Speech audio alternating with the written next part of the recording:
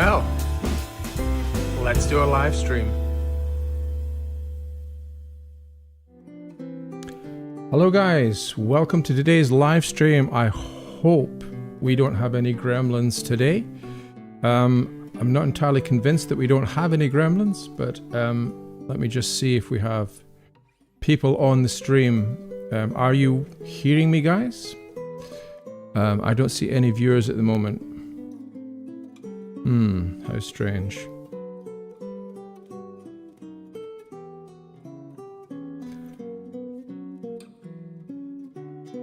Hello guys, can you see me? I can see HM Fan 2010. Am I coming across? Let's hope so. Hello everyone, hello. I'm getting some people coming into chat, which is fantastic. Let's hope you can hear me loud and clear. We're doing a bit of a different kind of live stream today. As you can see, we're streaming on landscape as well as portrait mode. Hearing you, good evening. I see you and hear you. Fantastic. Vicky Graham, wonderful guys. Welcome on board. You know what it's like with the gremlins. I'm always so concerned that we're never going to get these live streams out properly. But it seems to be working so far so good. Are we live? Yes, it looks like we're all live. I can hear you and I can see you, says Vicky. Welcome guys. So as you can see today, it's a slightly different live stream. We're going landscape, so we're kind of trying things out. YouTube has given us the opportunity to broadcast to you both in portrait and landscape mode. So up to now, for the last sort of 30 live streams or so, we've been broadcasting in the short format, which is the vertical format.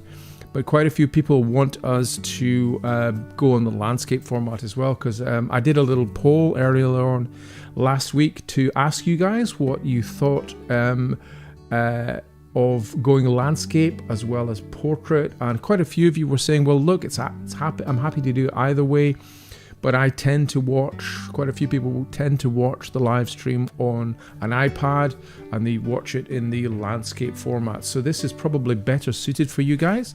Do let me know what your preference is in the chat as to which way round you can see it. I have no idea what it looks like on your end. I mean, can you see it as a landscape format? Can you see it as a portrait format? It would be really interesting to know which way around you guys see it. Let me say hello to a few people. HM Fan 2010, you're the first on board. Welcome. Vicky Graham, hello Vicky, a channel member along with Colin Freed. Okay, here says Colin. Wonderful. Thank you, Colin. Thanks for the feedback. I really appreciate it, because what happens is that there's a bit of a delay between me broadcasting and you guys sort of picking it up and then coming back to me on chat. So I'm always kind of like on tender hooks as to whether it's actually working or not. Yehudith says, hear you. Good evening, Yehudith. I hope you are well and you're able to see me clearly on your iPad. And yeah, it's great that you're joining us today. It's fantastic to see you here. Vicky Graham, another channel member. Hello, Vicky. I see you and hear you. That is fantastic. Great stuff. And Petri is with us. Hi, Petri. Good evening to you. I just saw your recent post of a new piece that you put on with the two small fairy children that you'd made a mock-up of using Procreate to fill in the lead lines. That's looking amazing. Petri, you're such a fast worker. I can't believe how productive you are. You just seem to be making one after the other of these amazingly complex stained glass windows. Go check out Petri Anderson's Instagram page, on Facebook page. There's some new stuff on there. PC Mendy says, hello, Paul Mendowich from West Hampton, New York, USA. The live stream looks great. Wonderful, Paul. That is so good to hear. Thank you so much for your feedback. I'm doing all of this for you guys to get your feedback because I want to try and give you the best possible experience that I can so that it's high quality sound, high quality images. Yeah, it's fantastic. Let's just say hello to a few more people today. Looking good. Yehudith, you're watching in landscape format. That's great. This wider screen, which is great. As I say, it'd be interesting to see if anybody's watching on the vertical format. That would be in the shorts feed. I have no idea whether it actually is broadcasting in the shorts feed or not. It's meant to be, but goodness only knows whether that is the case or not. Yeah, I hope so. I hope it is the case. Yeah, I can see that it is being broadcast on both formats. So yeah. Vicky says landscape looks good on my iPad. Great stuff, Vicky. Thank you for that feedback. I really appreciate it. And Colin is also watching on landscape and says it is perfect. Thank you, Colin. Really appreciate your feedback. And Jerry Z, hello. I love the landscape. Great stuff, Jerry. Welcome on board. Great to see you here today. Landscape looks less claustrophobic. Yeah, HM fan, it does. It's very much like this when it's when it's in landscape format. Yeah, I mean, I kind of feel that it's more cinematic as well in landscape. And certainly when we look at some of I've got some work to show you tonight, some stuff that, yeah, we'll get into that in a minute. But yeah, you'll see. You'll be able to see more real estate of the screen. So if I'm doing demonstrations in the future, you'll be able to see more of it in the landscape format, which is exciting for me as well, because I'll be able to sort of show you it to my best advantage. Sometimes when you're doing the kind of a portrait mode, you're really constrained, as you say, to that available space. Jerry says, Georgia is warming up. Yeah, I bet you it is. Georgia is warming up. What kind of temperature is it for you today, Jerry? I'm sure it is getting hot over there. Landscape looks less claustrophobic. Georgia is warming up. PC Mendy says, Derek, any chance you'll be at the Stained Glass Association of America conference in Corning, New York this coming June? That's a great question. I haven't really thought that far ahead. I might. I don't know. It really depends on how things progress in this coming year, because June is kind of coming to the end of my season of teaching in-person masterclasses. I tend to have a busy spell sort of from January, February, March, April into May of classes, and then from June and July and August, they tend to be quite hot times here in the UK. So I find that the studio environment gets too hot. I've spoken about this before on the live stream, that the studio environment gets very hot here when the kilns are on and there's maybe 4 or 5 people up in this space. It does get a little bit hot, even with the fans on, even with the air conditioning on. So I tend not to offer classes in sort of June, July and August. So it may be that I'm free in June to come over, but I'll keep that in my mind and come back to you on it, because I haven't thought any further about it. But I'd love to come over and meet you guys stateside, because there's so many amazing creatives over stateside way, and I'd love to meet you guys in person. I just did a podcast with Talking Out Your Glass a couple of days ago with Sean Wagoner, who runs that amazing podcast. So she reached out to me and said, would you like to do a live stream? Not a live stream, would you like to do a podcast? So we were talking a lot about the American situation and the American glass world, because I was very interested to hear from Sean, because she's got a great deal of experience working with a variety of creatives in the glass market. So that may be in the stained glass market, or it may be in the hot glass market. She interviews a lot of different creatives working with glass. So hot glass workers, slumped glass, fused glass, glass blowing, etc. And we were talking about the fact that the stained glass world is a different world stateside compared to Europe and the UK. Here in the UK, we tend to have, I think, probably a smaller hobby market than you do in the States. It's a very well-developed market stateside. I think there's a lot of hobbyists who are well served by suppliers and shops that kind of, glass shops that offer all of your different solder or solder, as you say, stateside. Glass and lead and all of those different things. And I think there's a big sort of mature hobby market in the States, which helps to support the suppliers. So obviously all of the glass makers and the copper foil makers, etc., are servicing that market. So it's a different market, I think, here in the UK. We do have a hobby market, definitely, but I think it's definitely a smaller market.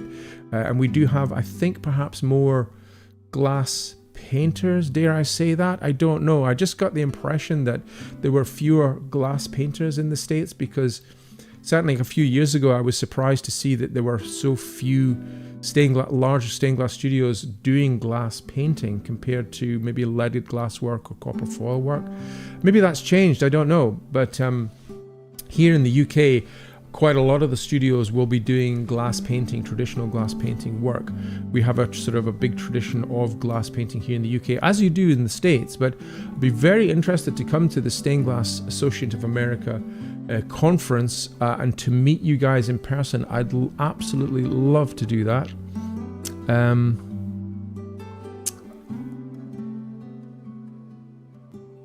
Souza says, hello, wow, great view. Yes, it looks great. 56 degrees Fahrenheit on Sunday and 17, says Jerry Z. Aaron is here. Evening, Derek. Both views look good. Pro streamer.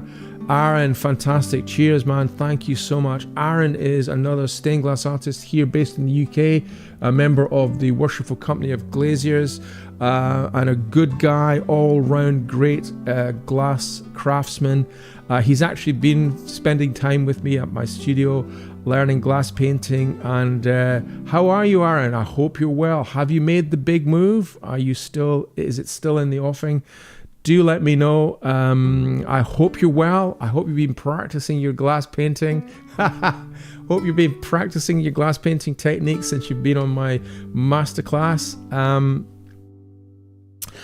Penny says, please come, I'll take you out to dinner. Oh, an offer I can't refuse. PC Mendy, what a great offer. Thank you for that, really appreciate it. Quick question, says Colin. Quick question, I've just got my first kiln up and running this week. Do you recommend kiln wash or fiber paper or both? Great question, Colin. So for years and years and years, I've been recommending just using whiting, which is calcium carbonate, which is basically chalk, and it does the job really well. But if you want to do anything where the glass is completely flat, and quite often you will need to do things. Hi Mel, I can see you've just joined us. Hi Derek, if you go to Stained Glass Association of America and need help carrying your bags, just saying. Fantastic Mel, fantastic. Yeah, wouldn't it be great? Wouldn't it be great to have a contingent, Petri and Mel and myself and others all going over to the States to meet our fellow creatives over there? That would be brilliant.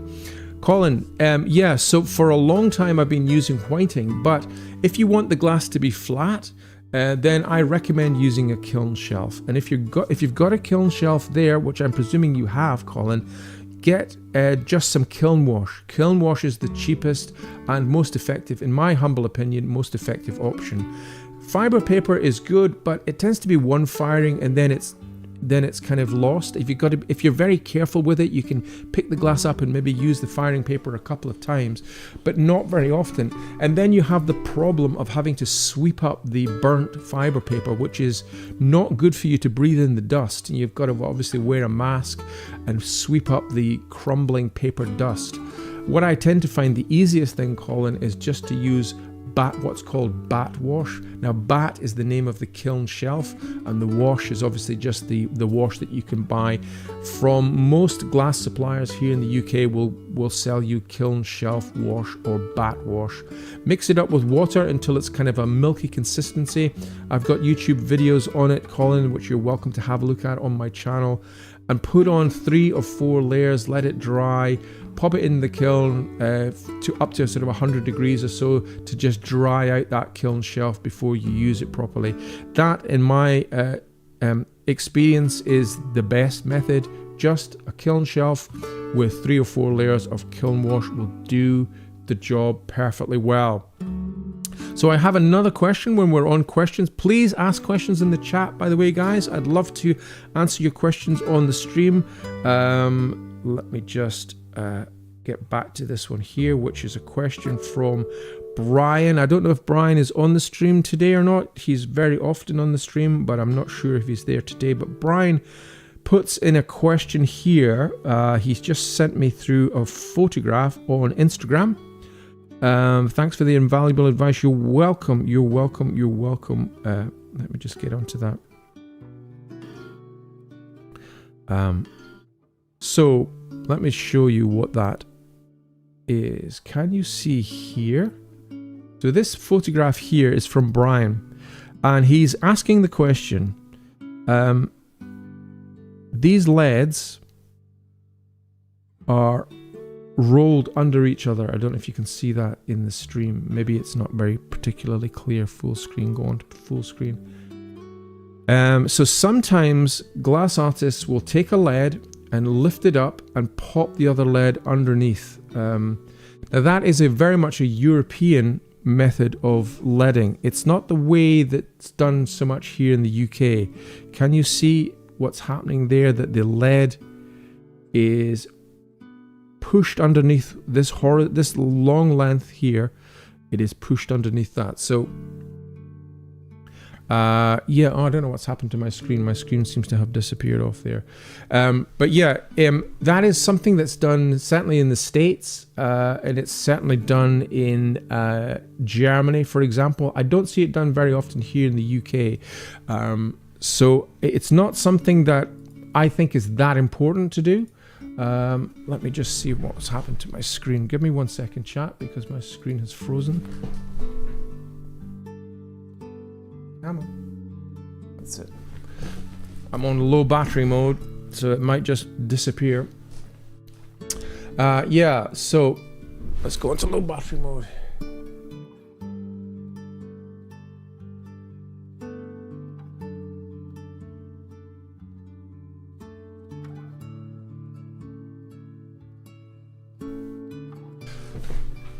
Yeah. Hey, the gremlins are back.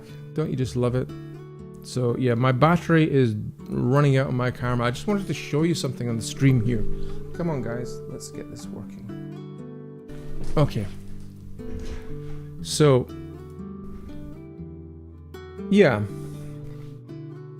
So yeah, you can fold the LEDs under each other if you want to, but it's not really that important. Structurally, it doesn't make a huge amount of difference. I wrote down inspiration. This is the thing that I really wanted to talk a little bit about tonight. Late to the party, made it this week. Red Moraine, hello. Welcome to the stream. Welcome to the stream.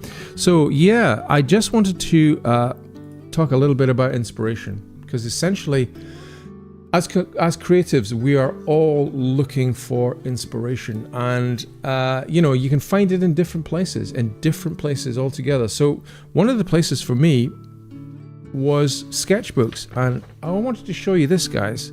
This, believe it or not, is my first sketchbook of stained glass when I was at art school. So it looks a little bit like this, and these are my early sketches. I don't know if you can see that, chat. For my very first stained glass window.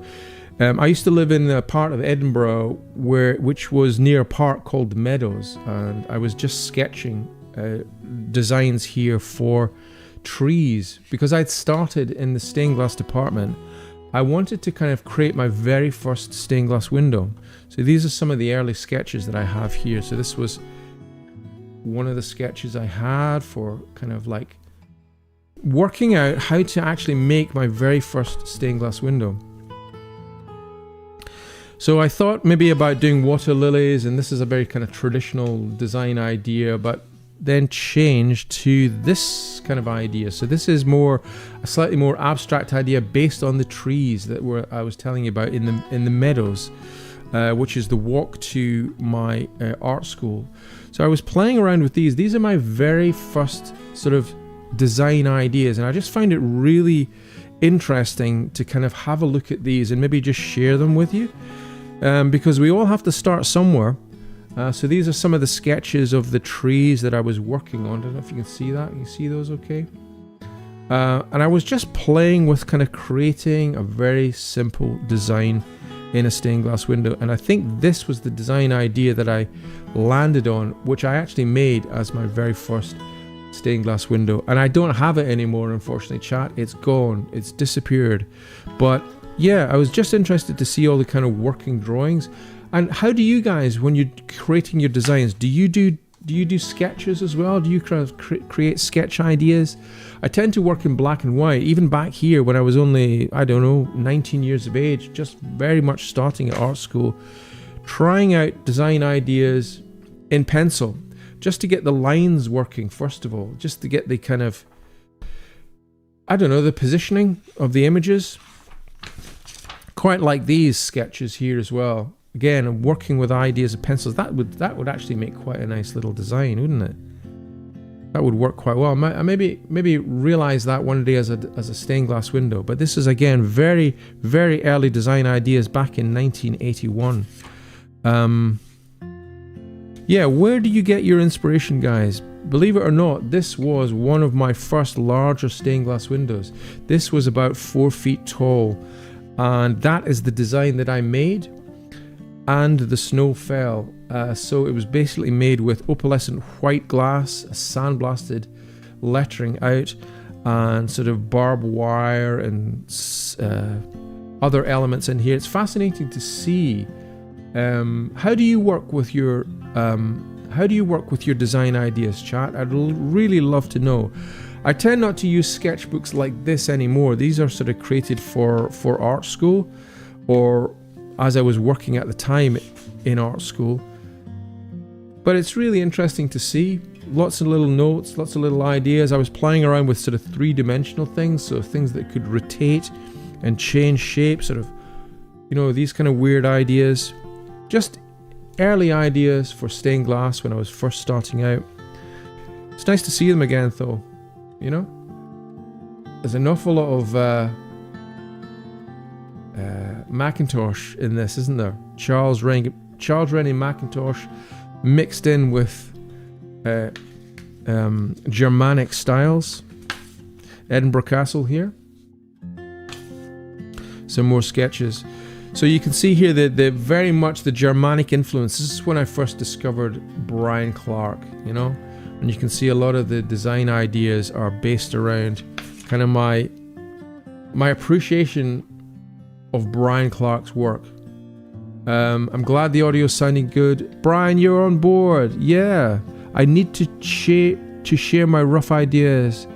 I create ideas when you create stained glass ideas. Yeah, great. I hope you were on the stream earlier, Brian. I was answering your question about the LEDs that you sent through to me. But I also wanted to show you this, chat. So, do you know what this is? Does anybody know what this is? Aren't these amazing? Look at these. These are some inspirational working drawings that I've been playing around with. Aren't they fantastic? They're kind of like ideas that you may want to convert into some kind of stained glass design idea. But I'm playing around with, if you don't know, I'm playing around, hey Tom's just joined us, Ruby Slippers, alcohol inks. And I just wanted to show these to you because, again, thinking about inspiration, thinking about inspirational ideas, concepts that you can play with. These are just ideas drawn out with alcohol ink. And I'm going to play you a little video. I just put a video together a while ago and I very roughly edited it because I wanted to show it to you tonight. Aren't these amazing? You know, think about them as backdrops for glass. You know, you could just take a sort of an area, a small section, and just think about that as a background area. If you're playing around with things like this. You know, where do you get your inspiration? This is the kind of theme for tonight. Where do you guys get your inspiration? My inspiration tends to come from sketches, quite often pencil sketches to start with, but I like to play with other ideas as well, and one of them is just playing with inks. Inks can be really organic, can be really fun to play around with. I'm going to play you a video in a second just to show you the process, because really it's a very, very simple process. You can buy these alcohol inks from places like Amazon. You know, they're easily get hold of. You just type into the search bar alcohol inks, and in addition to the inks, you need a certain paper. It works with paper called Yupo paper.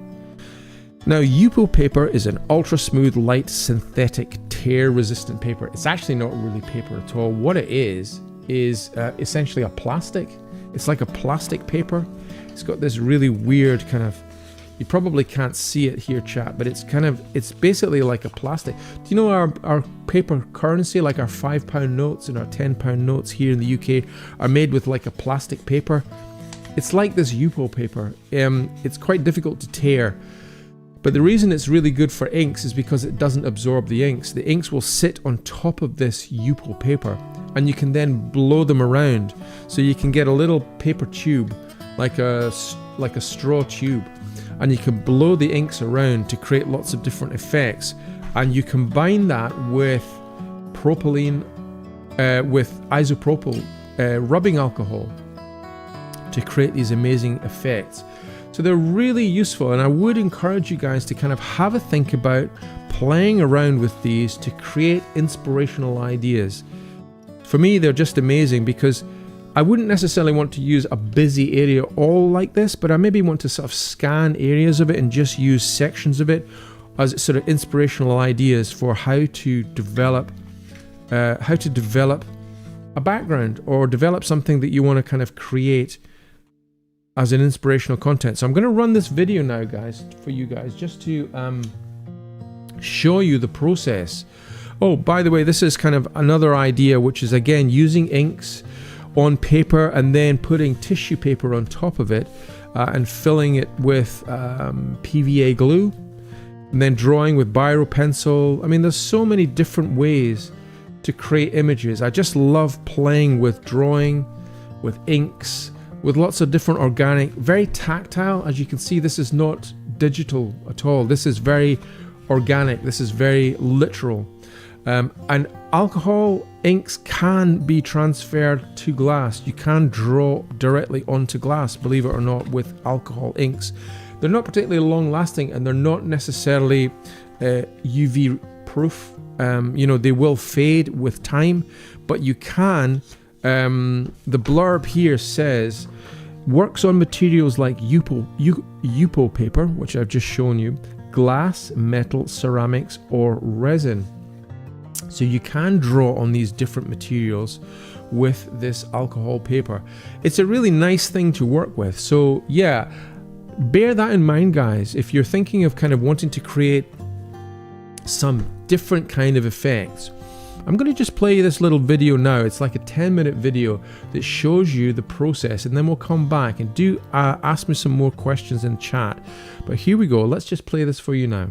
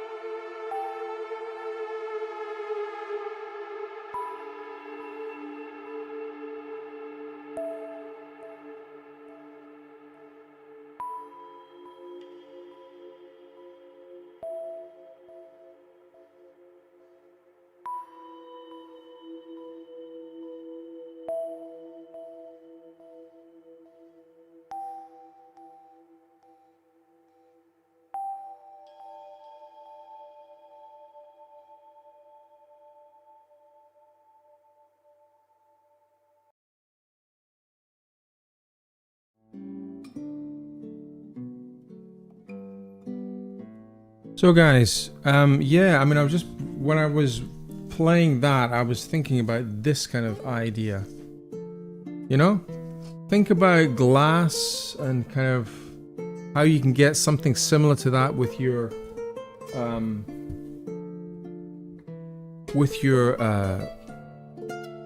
alcohol inks. I mean, I just think there's obviously there's a difference in intensity of pattern with the inks, but still, I mean, there's it's kind of about getting inspiration. That's what I find is what's most interesting, is getting that inspiration.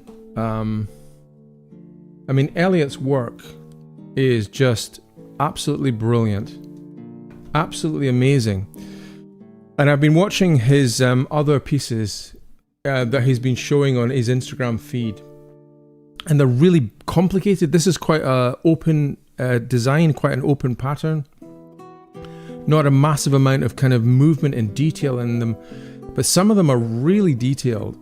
And I think, you know, the alcohol inks are a good way of kind of prompting you to think in terms of how glass might behave. It does take quite a lot of work to get it to work in that particular way. You have to be quite careful as well about the fumes. You know, wearing gloves and wearing a mask in a well-ventilated space is going to be important, because with that alcohol mixture and the kind of alcohol in the inks, it does get quite heady, and you know, just bear that in mind. But it's definitely worth experimenting with, and it's something that I've been playing around with quite a lot, and I want to continue to play with, just because I love this kind of idea, this idea of multiple layers of glass working together. And alcohol inks are just one way to make that work for you. Yehudith says, love it, my head is working, it's also working with very diluted glass. Does it also work with very dilute glass paints on glass and fuse? Yeah, it will, Yehudith. That's a great shout out. I mean, if you want to use your glass paints and your enamels on a surface of glass, perhaps an opalescent white glass would be a very good glass to use your enamels with, and then drop rubbing alcohol into that mix, you're going to get some amazing results.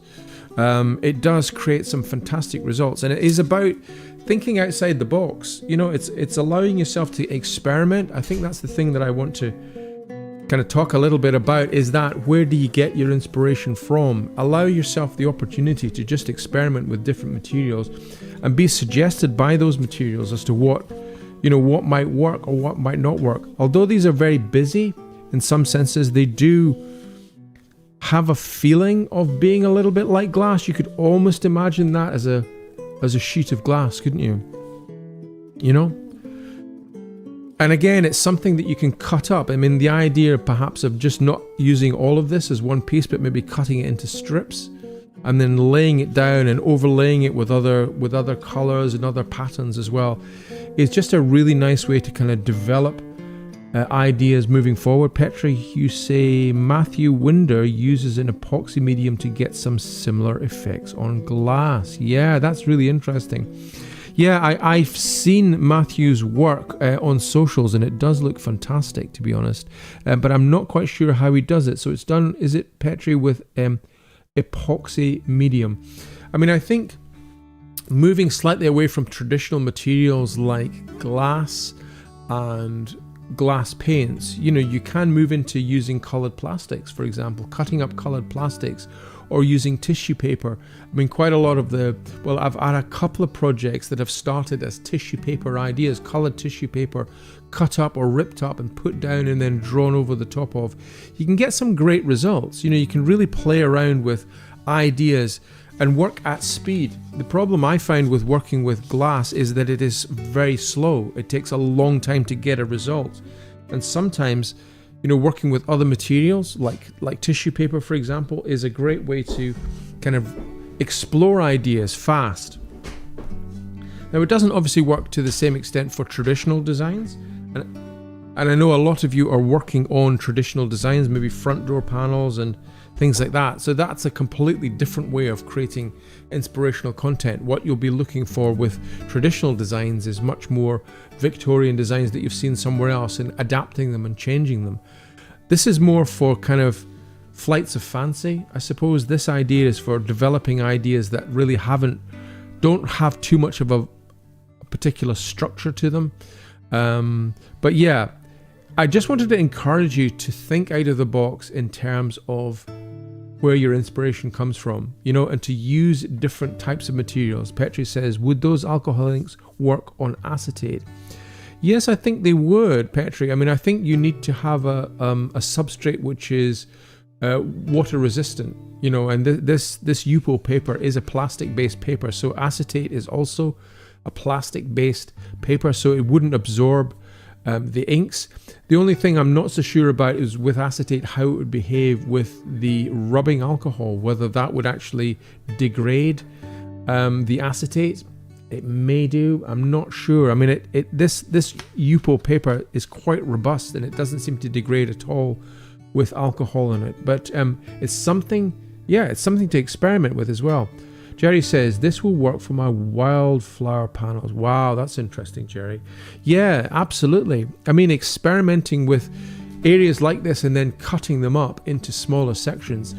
If any of you are familiar with Brian Clark, Sir Brian Clark, he had an exhibition on a couple of years ago down at the Damien Hirst Gallery in the centre of London, where he would use cut up pieces of paper reconfigured into petals of flowers. And these kind of pieces of paper would be ideal for that, cutting these out into petals and then reconfiguring them into composites, which can be then framed in a frame, or that can then be a way of kind of developing ideas further in glass. You know, these are very glass-like. If you take some sections of it, they are very glass-like in their nature. And so it's certainly something to bear in mind and something to work with if you have a plan. Or even if you don't have a plan and if you're just looking for inspiration.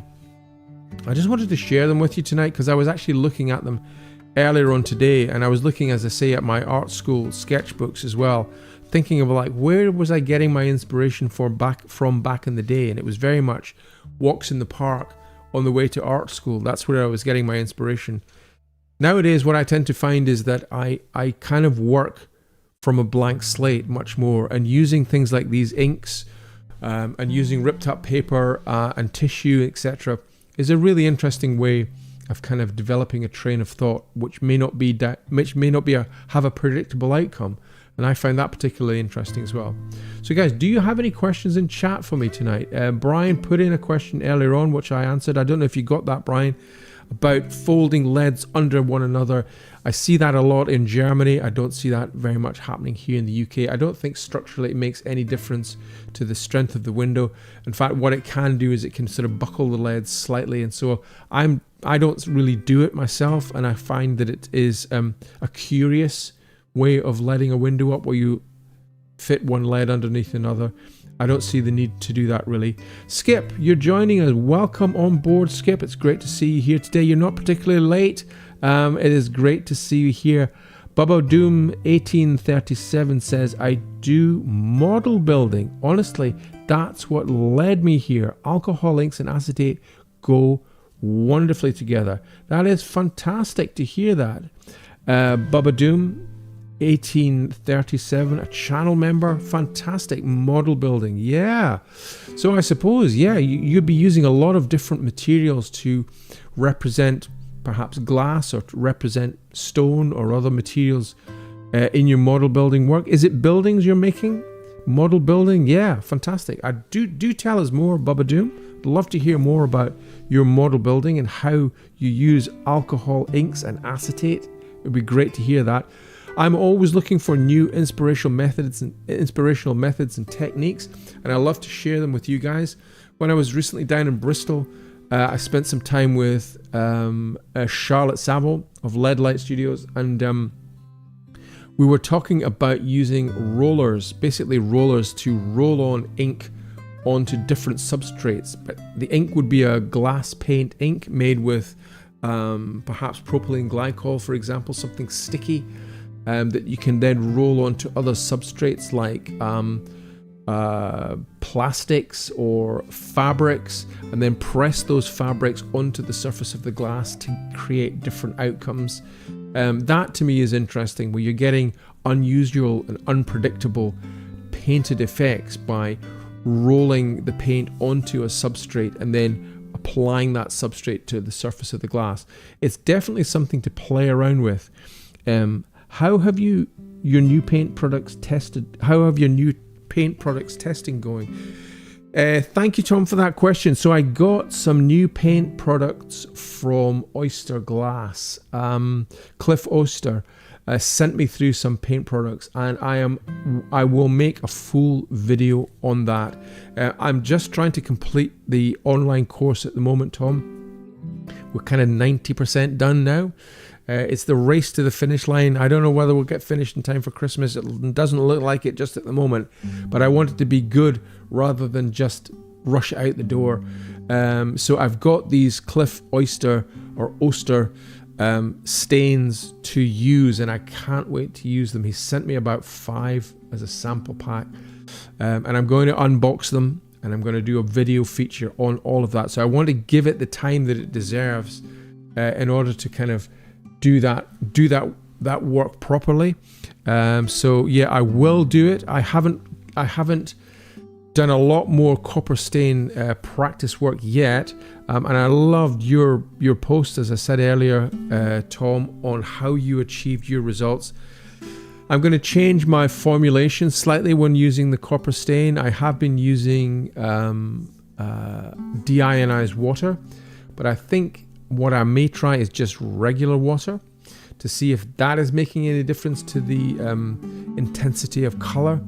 I'm going to change the temperature ranges as well. I'm going to continue to do more experiments, Tom, until I get something that I feel comfortable to be able to recommend to everybody else. Ruby Slippers, Tom says, I'm feeling a little compelled to scrounge and hoard Reusch Strong Blue if I can find it. Totally my fave. Yeah, the Reusch Strong Blue is amazing, but check out Debitus Blue number 1. Debitus number 1, the French manufacturer, makes a really tasty blue transparent enamel as well. So the Reusch are, as we were talking last week, although my sound was very poor, I hope you got that message, that Reusch have abandoned making paints and stains and enamels, and they've sold their name in the business to FuseMaster. Now FuseMaster do make paints and stains and enamels. I haven't really tried them, but I think Petri has tried them in the past.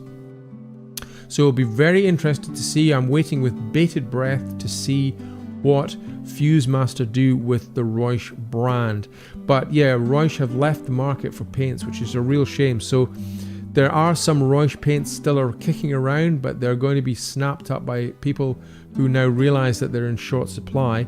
So try out makers like Debitus. Debitus, the French maker, makes fantastic range of paints and stains and enamels.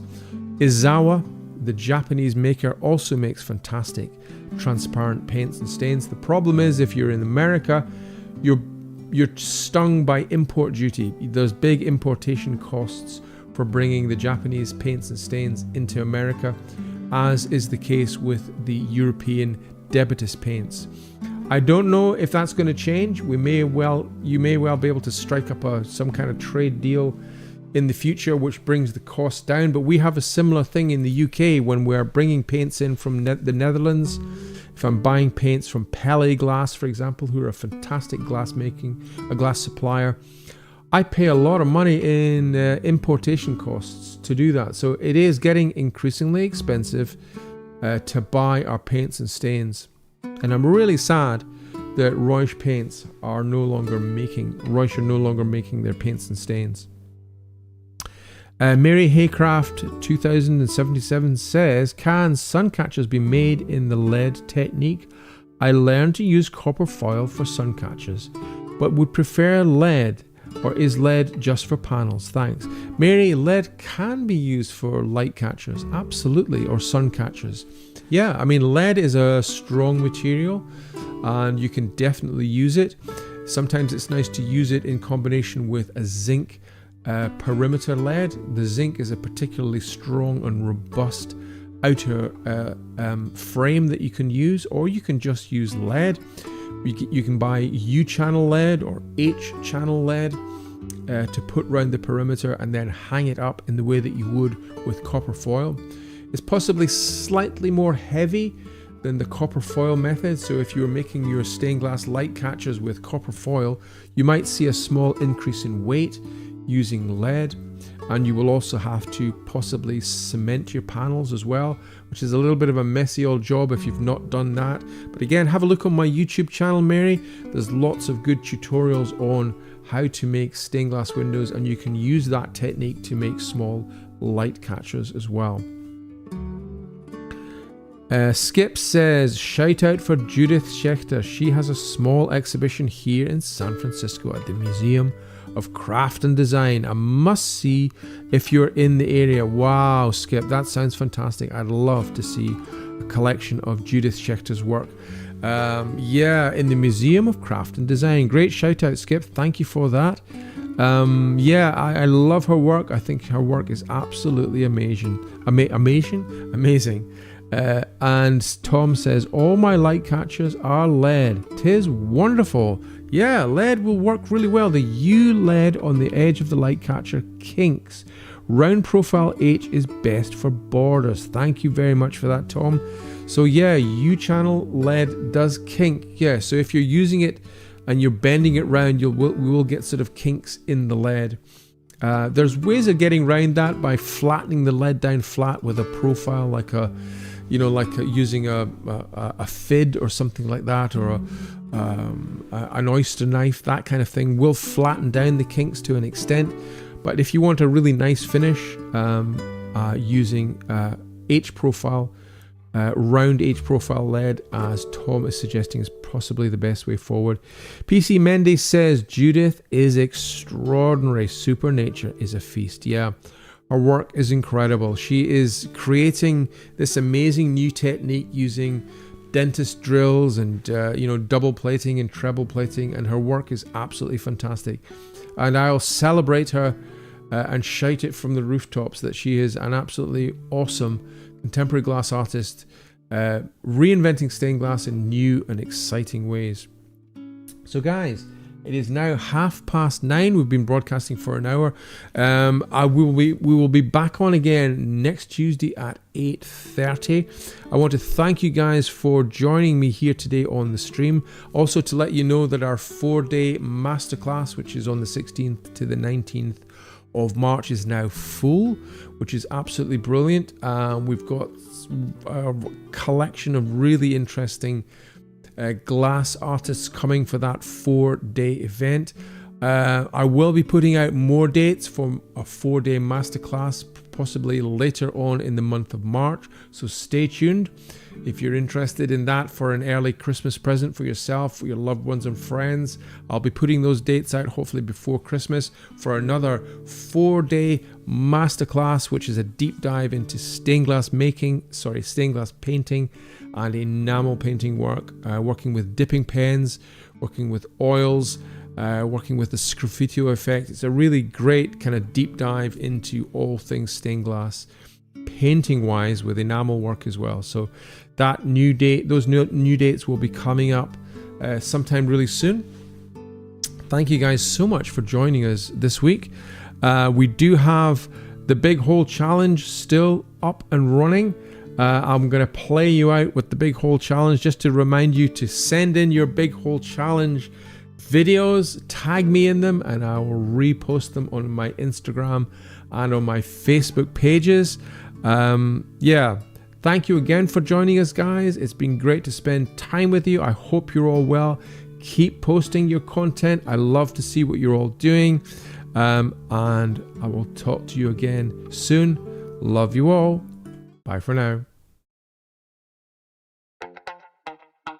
You'll know about the Star Challenge. Now, the Star Challenge is really taken off on social media with other glass creators joining in on the Star Challenge, trying to cut a glass star, a 5-pointed glass star out of a clear piece of glass. Just cheap, the cheapest glass available for a bit of fun, really. And the challenge was given to me to actually create a new challenge, which is we're kind of wondering what to call it. Maybe you can help me and give me a suggestion for a title, but Big Hole Challenge or the Circle Challenge. What do you think? We're not actually cutting a circle, we're cutting a hole in the glass. 3, 2, 1, talk to me.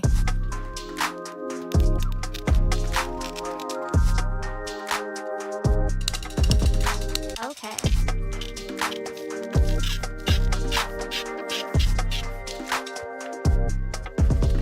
Talk to me.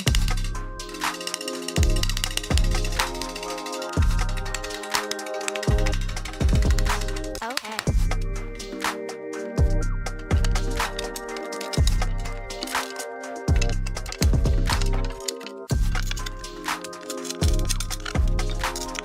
Remember, always wear goggles and gloves when you're trying this challenge. Okay. Have fun.